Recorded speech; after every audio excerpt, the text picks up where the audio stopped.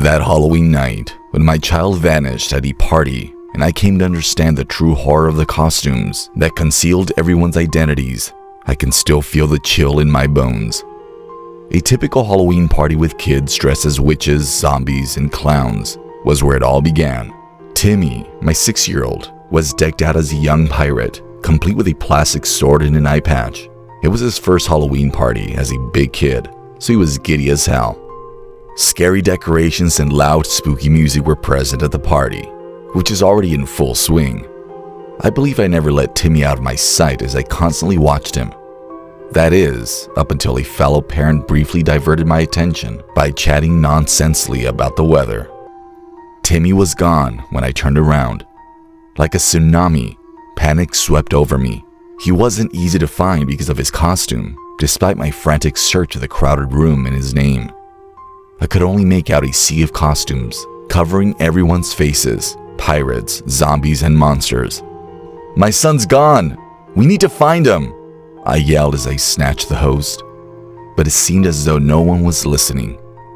Even though the party's chaos made it nearly impossible, people started looking for Timmy. My little pirate was nowhere to be found.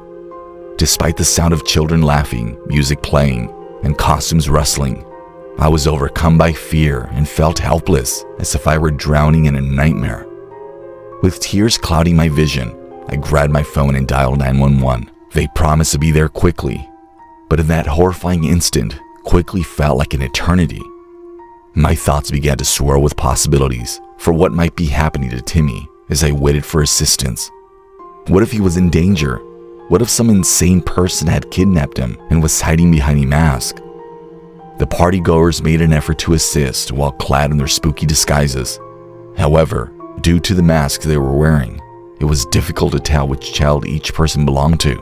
As if I were in prison in a never-ending Halloween nightmare, I felt a growing sense of dread. When the police did show up, I described Timmy in his pirate-themed attire to them. They began looking through the sea of costumes to find the pirate, who might be him. It was a tedious process, and I couldn't help but feel like time was passing too quickly. Timmy was nowhere to be found as I watched the police interrogate partygoers, check costumes, and search the entire area for hours that felt like minutes. I was on the verge of going insane because I didn't know if I would ever see my son again. A police officer finally made his way through the crowd while holding a small pirate who was shaking his hand. He had been crouching in a recess, afraid to move amid the commotion, but it was Timmy. I rushed over to him and took him into my arms as tears of relief streamed down my face. My son was safe, and the terrifying Halloween party had ended. But I learned a valuable lesson from the encounter about how masks and costumes can hide real motives and identities. It was a Halloween I'd never forget, a night that made me aware of the darkness that can lurk beneath the merry mask of a season intended for fright and fun.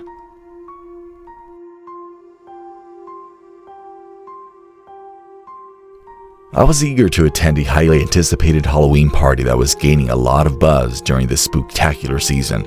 Geared up to party, drink, and scare the shit out of each other, my friends and I were ready for anything.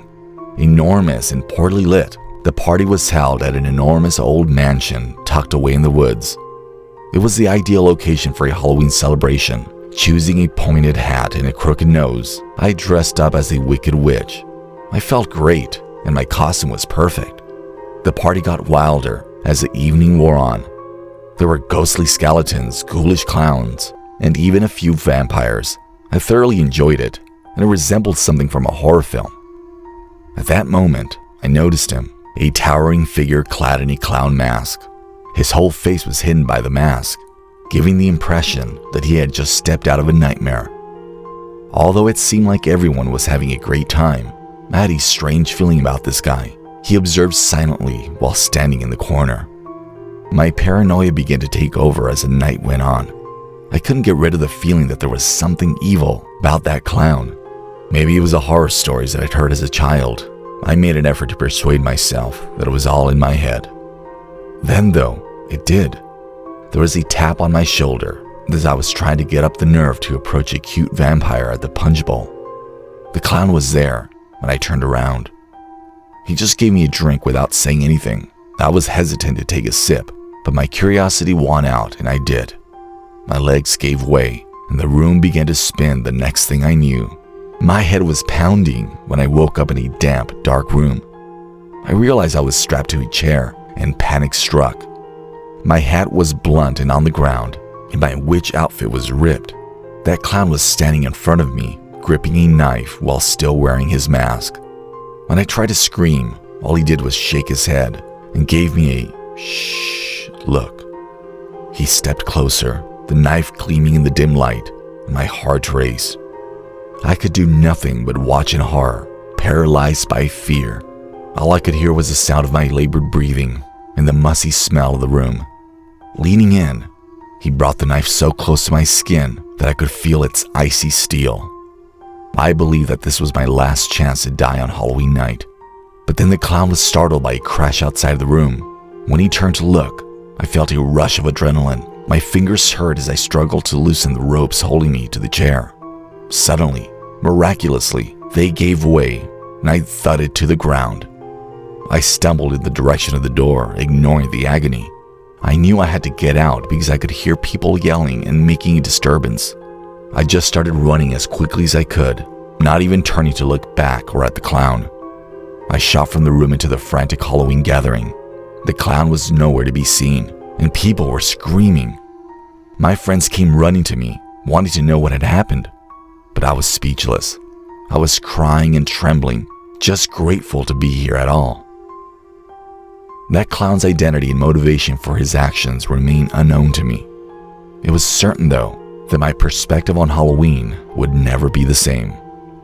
That terrifying night continues to trouble me in my dreams.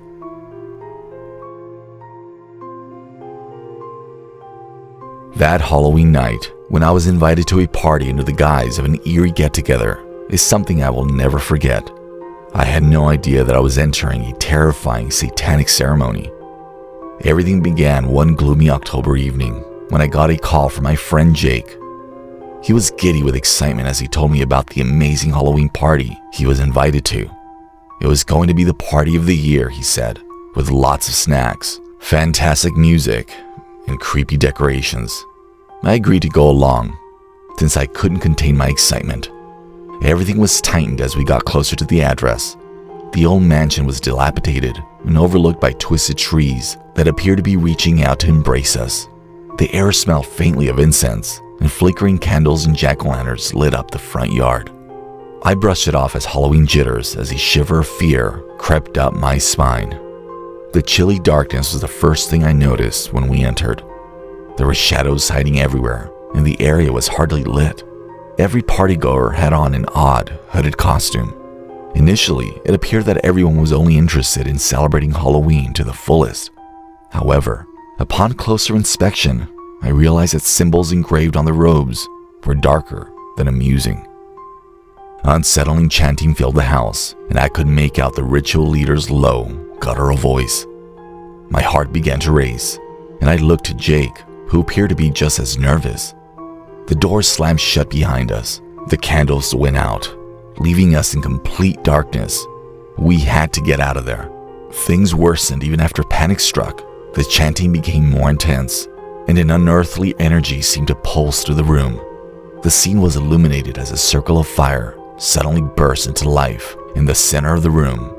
A hideous altar with a dead animal whose blood stained the stone was placed atop in the center of the flaming circle. I was unable to look away from the horrific scene because I was so overcome with terror. I was unable to comprehend a word spoken by the cult members in their unholy tongue. All I knew was that there was a horrible thing going on, something that was completely out of the ordinary. As it appeared hopeless, Jake and I noticed a tiny window perched high on the wall. Our only opportunity was this. With all of our bravery, we were able to arrive there. We pushed it open and pushed our way through, scraping our bodies on the angular glass. We heard the screams of the cultists behind us, all very chilling, as we tumbled outside. We raced through the pitch-black woods until we found safety, not pausing to look back. What sort of evil cult we discovered that Halloween night is still a mystery to me. The thought makes me tremble. All I know is that I will never again undervalue the influence of an apparently harmless invitation to a Halloween party.